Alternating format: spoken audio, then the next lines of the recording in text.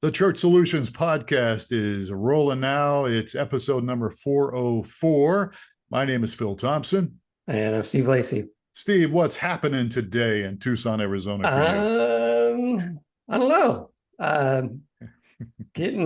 We're rolling out new and exciting things. So they're in the testing phases. Now you're talking about your new grandchild that was born, right? Oh, that's right. Yes. Are you testing him Yes, out? I'm as well? actually meeting with his dad today. So Good. yes, we have a new. I thought I mentioned that last week, right?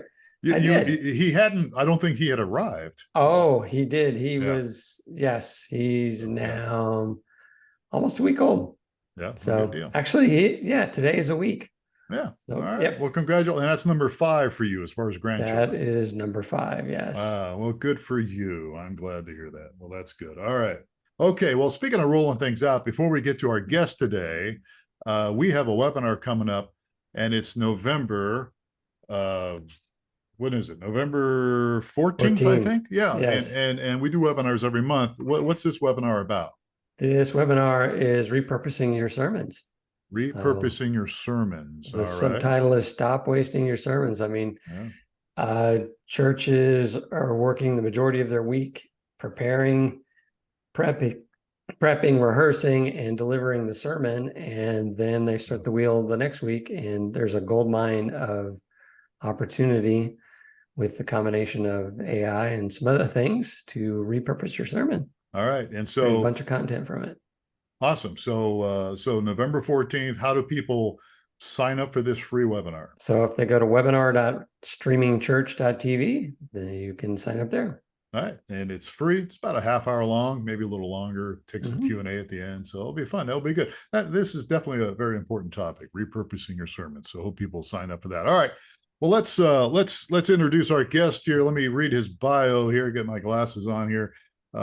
Today's guest has been leading Vanderbloemen Search Group for over 15 years, where they've been retained to identify the best talent for teams, manage succession planning, and also consult on all issues regarding teams. Prior to founding Vanderbloemen Search Group, our guest studied executive search under a mentor for 25 years experience and of executive search at the highest level. His learning has taught him the very best in corporate practices as well as church stuff. And prior to that, he actually served as a senior pastor of one of the largest Presbyterian churches in the United States. Please welcome everybody, William Vanderbloemen, to the Church Solutions podcast. William, how are you today? Wow, that was a lot, Phil. I hope people don't listen to everything you say, because that was too much. But, yeah, my wife's not in on this, so no worries there. But that was a joke that she won't appreciate. So William, Steve usually asks a lot of questions, and he usually kind of weasels me out of this. But before he starts asking you questions, let me ask you a question. We're talking about leadership today, and all of us on this team has been involved in pastoral stuff. Steve was never a pastor, but I was. And let me ask you a pointed question here. Do you find that most pastors that you've come in contact with are not very good leaders? That's a really good question. I think they're probably better leaders than they were when I came out of seminary. It wasn't, I'm ancient. And when I came out of Princeton, it was the mid-90s. Willow was just hitting its stride. There wasn't a lot of talk about strategic planning or leadership. Certainly not a lot of talk about church growth. And I was in the Presbyterian world, which is what I grew up in. And so it was even more of like just go preach the Bible and be nice to people and sit with people. I mean, it's classic old school pastoring. I think the advent of a lot of leadership resources over the last, 30 years or whatever it's been now has led to a better sense of leadership. But man, I'm trying to increase my leadership horsepower every day. So I'm not the expert. So for me, I mean, and you're talking mid-90s and that kind of time frame, John Maxwell is kind of the icon in the leadership in the pastor's world. Is he, what is his influence been on leadership in the church? Sure. Well, John, when I came to Houston to First Presbyterian, I was in way over my head and didn't know it. Was 31 years old and pastoring this mammoth church. And the only thing I had going for me was because I was 31, I knew everything, which was really cool. I thought that was more like 21, not 31. Yeah, well, I'm slow to learn that I don't know things. But John took me under wing and actually mentored me personally for many, many years to this day. And so personally, he's shaped a whole lot of church leadership in my mind. But you look at what I consider to be the most innovative or effective large-scale churches that are out there, whatever that means or is worth. John, there's probably at least a dotted line back to John, if not direct. Yeah. Dan Betzer, I was in Christian broadcasting for a long time. I don't know if you know who Dan Betzer is, but I'm sure he's not around anymore. But he was, I think, part of the AG church stuff. But he said one time that he doesn't, anybody that's pastoring under 40, he doesn't feel like has anything worthwhile to say. And I remember thinking, because I was in ministry, I was in my early 20s, I'm thinking, what? That's crazy. But I don't subscribe to that, but I will say in kind of what you were saying earlier about, you kind of think you do when you're in your 20s and 30s. But when you do get a little bit older, you begin to realize what you don't know, I guess. Well, if you ruled out everybody under 40, you'd cut out some pretty cool people. I don't know how old Paul was, but I'm guessing he wasn't that old. Jesus would be off the list. Athanasius wrote the Apostles' Creed, Nicene Creed, probably worth keeping around. So just to give some kudos, I'm so bullish on Gen Z. I really am. And there has never been a major spiritual awakening in Christendom that doesn't have a direct line back to a youth movement every time. So maybe they don't know everything, but man, they are the catalyst for changing the world. And I think what I see, Phil, a lot of times is pastors who are in their 20s or early 30s feel like they haven't gotten anything done and they get discouraged. And maybe that causes a happy trigger finger on change, and that leads to problems. I don't know, but I'm forever encouraging. And we did a research project a while back. We've worked with, of all the biggest churches in the country, we've worked with nearly every one of them at some level over the years. So it's been a really interesting study. And we asked a question many years back. We said, so if you look at, let's assume a few things. Let's assume a church is growing over a long period of time. Let's assume they have the same pastor for a long period of time. Is there a correlation between the steepest growth of the church and the age of the pastor? In other words, what's the sweet spot? Right. What's prime time for pastors? And what we found, looking at go way back, largest churches in the history of the country, really the starting gun for growth and, quote, getting something done with my life is at 40 exactly. Really? That's when it takes off. Yeah. So I'm forever telling these really talented women and men that are in ministry, like, I can't get anything done and the old people won't listen to me and blah, blah, blah. Like, you aren't even to the starting line yet. The fact that you're doing what you're doing now is amazing. So keep it up. You get to 40, things take off. And there's a window from 40 to 55, and I would argue maybe even up to 60 now, where you're old enough to know some things, you're young enough to have some energy, and it tends to be when the church grows the steepest and fastest. That's interesting. I became a senior pastor when I was 41, and it was one of the best times of my life. So yeah, interesting. All right, Steve, go ahead. I'm sorry. So I'm just jumping in here, kind of tag teaming on some of Phil's stuff. And some of the things you mentioned, I would assume that there's a lot of young, eager pastors that enter the ministry, and they're gonna change the world, and they're gonna grow the next, Willow Creek, and they're just, and then 5, 6, 7 years in, 10 years in, they're just so burnt out. Do you see a lot of that? Yeah, I remember years ago, another guy who poured into me over the years was Bill Hybels, and I know he had an unfortunate ending to his time at Willow, but he taught a lot of good things.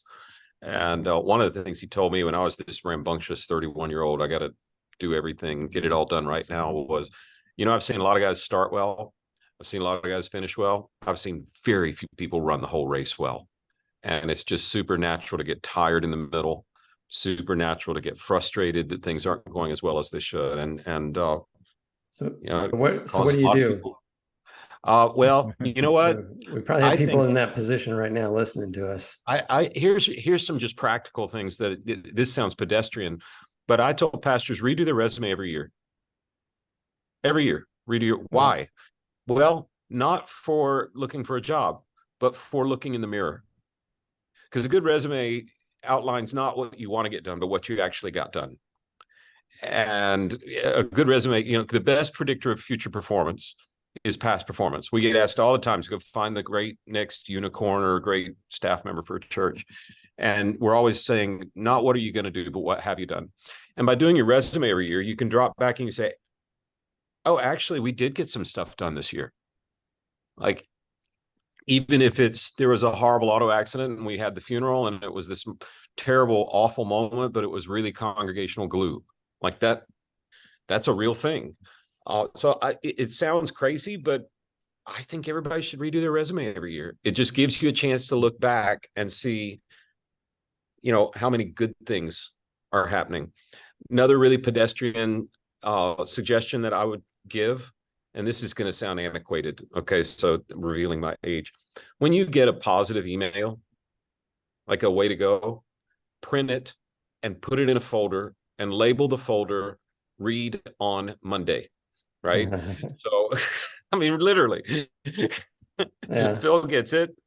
Mondays, do you know how many people call us on Monday saying, I think my season might be coming to a close at our church? Like, no, call me on Tuesday. It'll get better. But I actually labeled mine the Barnabas file, because you forget the positives. You forget them. And all you remember is somebody yelling at you about how you split an infinitive during your message, or you were wearing a stupid shirt that distracted me, or like whatever dumb thing that we've all gotten if we've been pastors in our email. Keep that positive folder around where you can put your hands on it. And, last thing that's not real pedestrian, I'd probably devote a day or two to whatever form of fasting and prayer you do.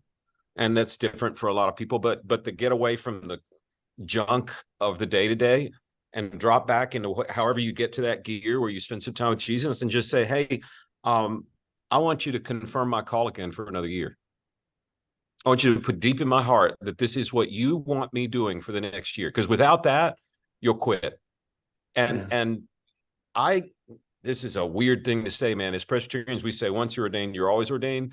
But I serve the local church. I would never be able to do what I do now had I not served the local church. I'm so thankful for my time there.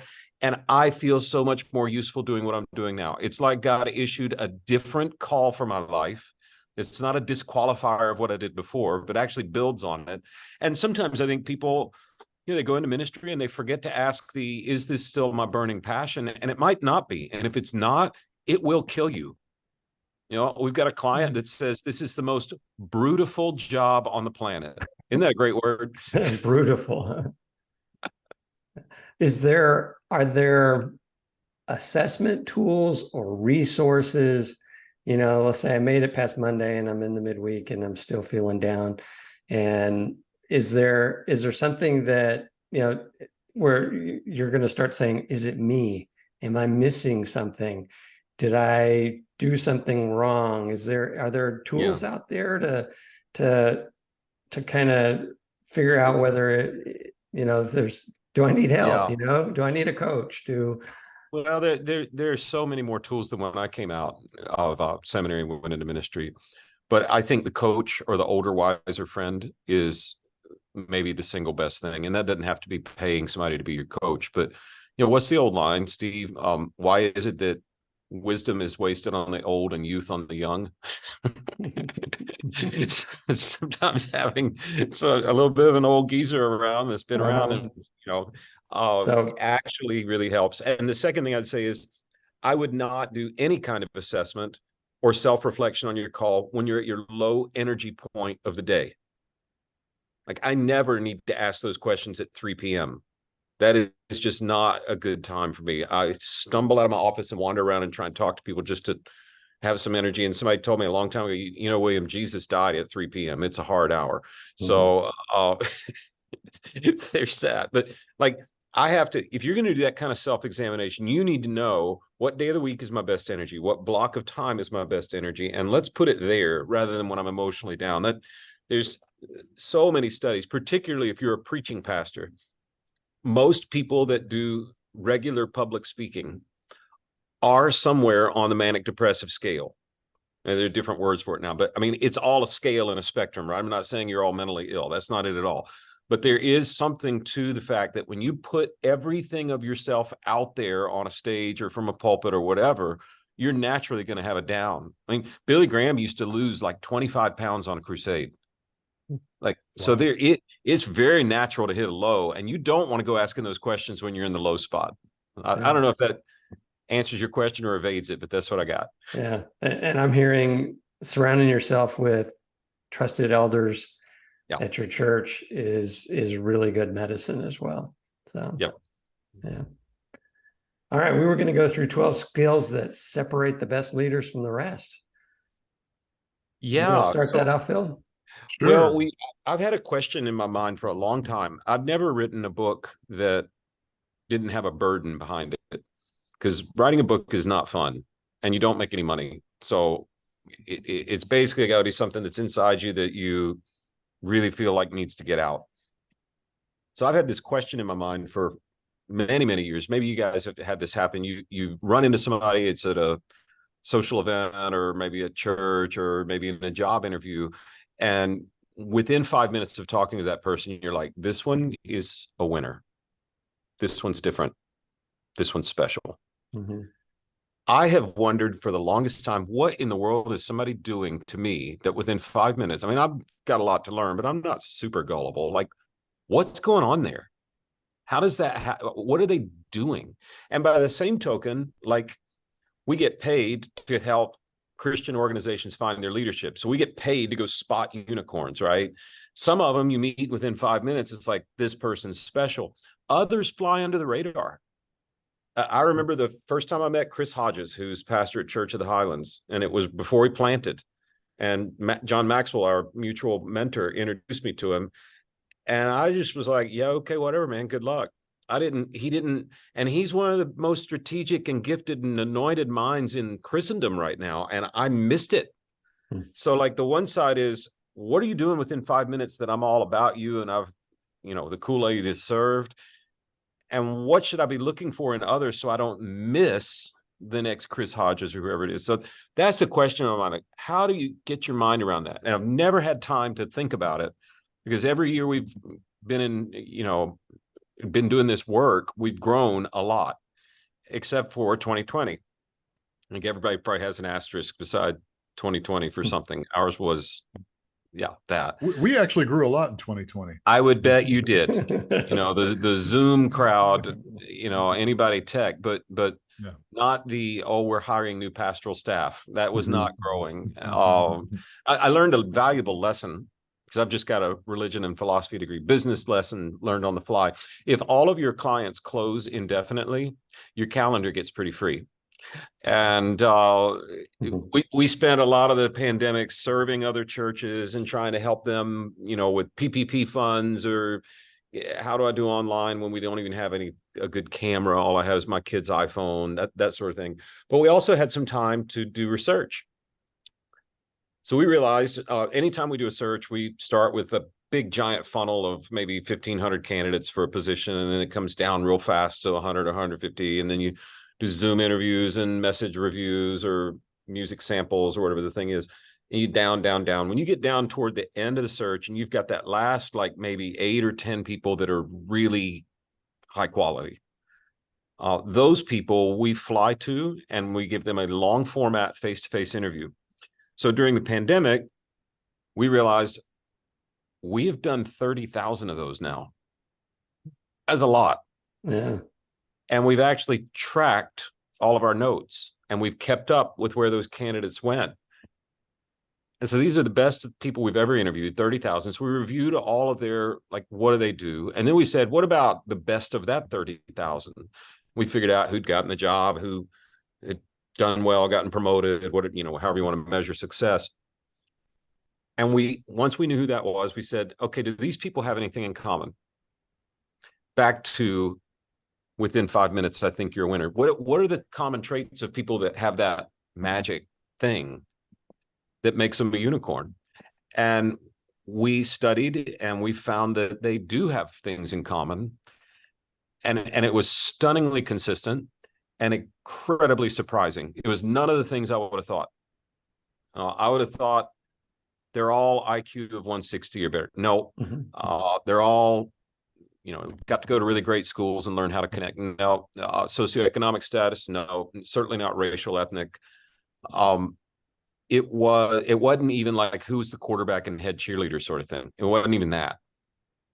It was 12 habits that they all exhibited either in our interview or in their work or our interaction with them that were fundamentally like treating people well habits, very intentional, but intentional habits that they practiced that most people don't, that immediately made you feel better about them and like them. And they stood out in the crowd, and we were selfishly doing this research so we could figure out how to find unicorns faster and better. What we realized was actually we have a roadmap now to tell people how to become one. And that turned into, okay, that's a burden. We got to get a book out.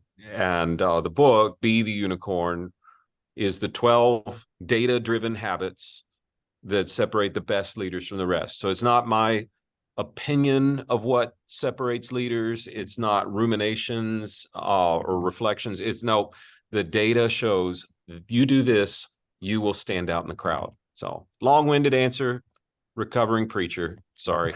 Okay, well, look, so you got, and I'm looking at some notes here that I have 12 skills that separate the best leaders from the rest. And the name of the book again is Be the Unicorn. Yeah, Be the Unicorn. Okay.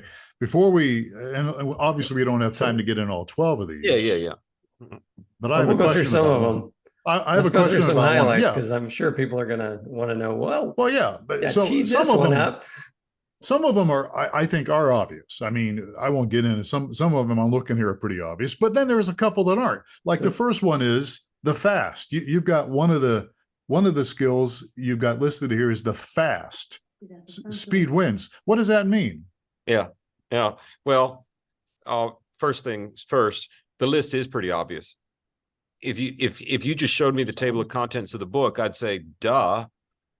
Well, some are not all of them, but some of them are. Yeah, that's why to me it's important to realize this is not an op-ed. This is what data from 30,000 case studies shows, and it may leave you saying, "Okay, I guess mom was right." Things she told me growing up, but yeah, she might have been. So that's just the general flow of the book, and it's super accessible. Whether or not people put the work in is a whole different thing. But you talk about the fast. Well, what is that? Well, if I'm really honest, we titled it the fast because it's a little controversial. Probably the better word would be the responsive. Okay. So fast, like I am not fast. I am Dutch.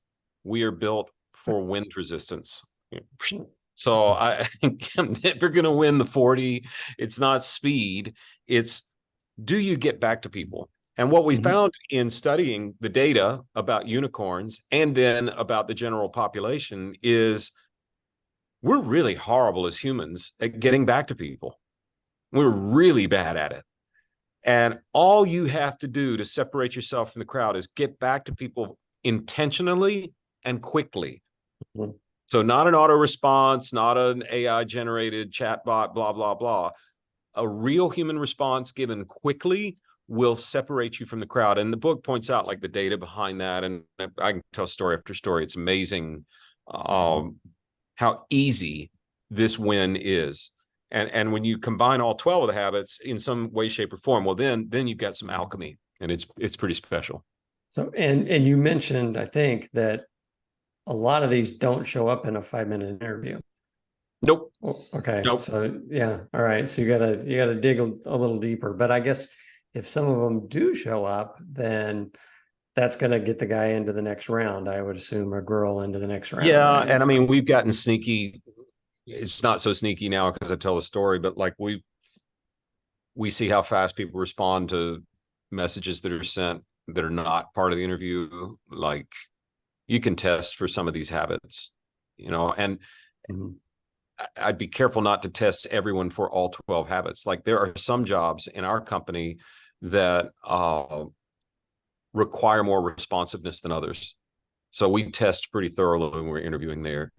But I think And how I do I, assume these guys don't know they're being tested either, right?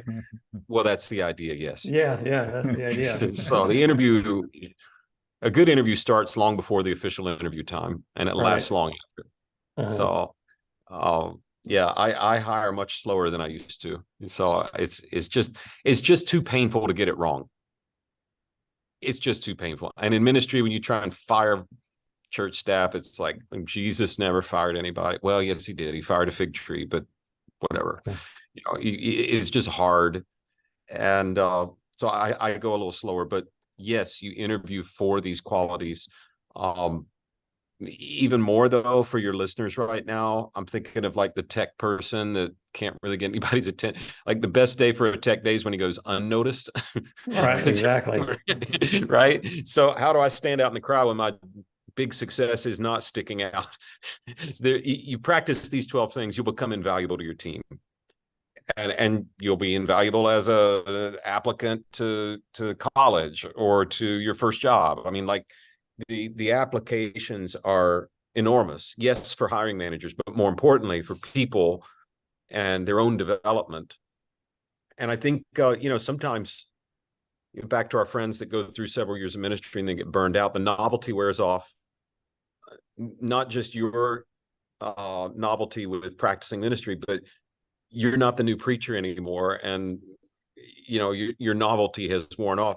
How do you make yourself stand out of all the noise in the crowd? You do these 12 things, you will become irreplaceable.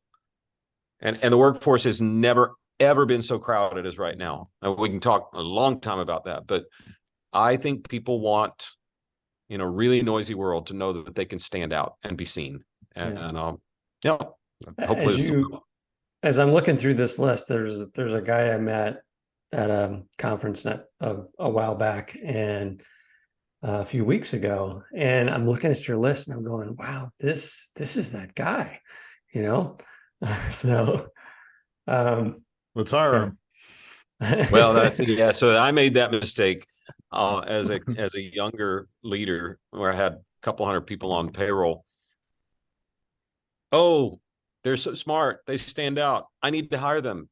I never tested if they were right for the job or right for our culture. I just liked them. And the reality is, when I was really young, they weren't that talented. In hindsight, I can see they just reminded me of me, and I like me. So you end up with a bunch of me, which does no good toward building a team. No, do not hire them just because they stand out. All right, got to be a good fit, because this one is not the perfect resume. So, but they do exhibit a lot of these traits that you have about the fast and agile and a solver. So I don't know if do we want to get into the list? Do we have time, Phil? Probably. We don't have a lot of time, to be honest with you. Somebody said one time, hire slow, fire fast. Do you subscribe to that idea, William? Yeah, although churches don't like either of those words. So a colleague of mine said many years ago, he said, on our staff we used to say, let's have long hellos and short goodbyes. That's a kinder, gentler way to say it. But I would say that's the number one mistake made in HR is people hire too fast and they fire too slow. They put off hiring until it's too late. Oh, it's August, we got to have a student pastor. And then your buddy tells you about a guy who would be great, and all of a sudden you've got a lead candidate. That didn't work. So I would assume that you start this process before you need somebody, right? Yeah. How does a church go about doing doing that. You know, whether I need Yeah. somebody right now or not, I would think I'd want to. Yeah. Least, There's so many good exercises, and this is kind of coming full circle to our pastors good leaders? I think they're better than they used to be at this sort of thing. But I think, one of the best pieces of advice I heard is, every year, whether it's your staff retreat or whatever, ask the question, if God breathed on our church and we doubled tomorrow, what are we missing? And sometimes the answer is a building, and sometimes the answer is more technology to be able to do online campuses. Maybe it's, well, we would need 2 more pastors for sure, and they would need to be in these areas. So you can start to think, a little bit bigger, and then drop back to baby steps. But yeah, I mean, the smartest churches that I see now, this requires size for it to work, but the unicorn I missed, Chris Hodges, has a fully accredited college on campus, and they graduate a couple hundred seniors every single year. And if you are looking for ministries, and it's a ministry focused college, so like he's basically built an amazing pipeline from not just his church, but lots of churches. So I think people are getting smarter about, like, we got to think ahead so we're not hiring too quickly. But the reality is most people don't have that luxury. Most people have to get it done fairly quickly without making a mistake. And hopefully that's where we come in. Yeah. All right. So the book is called Be the Unicorn, 12 Data-Driven Habits That Separate the Best Leaders from the Rest. Our guest has been William Vanderbloemen today. William, we're out of time, but I'd love to have you on again sometime. That'd be great. You guys are fun to visit with. Oh yeah, we're a lot of fun. We have a lot of fun here, but we don't take ourselves too seriously. But we try to take what we do seriously. So we're glad to have you on here. So how can people get this book, Be the Unicorn? Yeah. How can people get it? Simplest way to do it. My name is so messed up that you can just misspell Vanderbloemen into Amazon or Google, however you want to, and it will drive right back to. I'm not kidding. Like, go try it. That's great. Just Vanderbloemen any way you want. It will come back up. If you want like the one-stop shop we built a software tool that does assessments around these things. There's team building things. There's some bonus material. theunicornbook.com. All right. Good deal. All right. Great. This is awesome. Well, we really enjoyed having you, William. You're a good sport. Thank you so much for tolerating us today. Thanks for what you guys are doing. Appreciate you. All right. Well, good deal. And folks, thank you for spending a little bit of time with us on the Church Solutions podcast. Be sure and subscribe to us if you get the chance, and you can rate us. And we'd love to hear from you. If you ever want to get more information on this, you're driving down the road or something, and you're like, oh, what was all this about? Just remember, you can always go to streamingchurch.tv, and you can chat with us live or leave a message, and we'll get you all the information about Be the Unicorn or anything else that you need, because we want to help you and your church and your ministry. So we're done here. Thank you guys for being with us today. And take care of yourselves and each other. We'll catch you again next time on another episode of the Church Solutions Podcast. I'm Phil Thompson.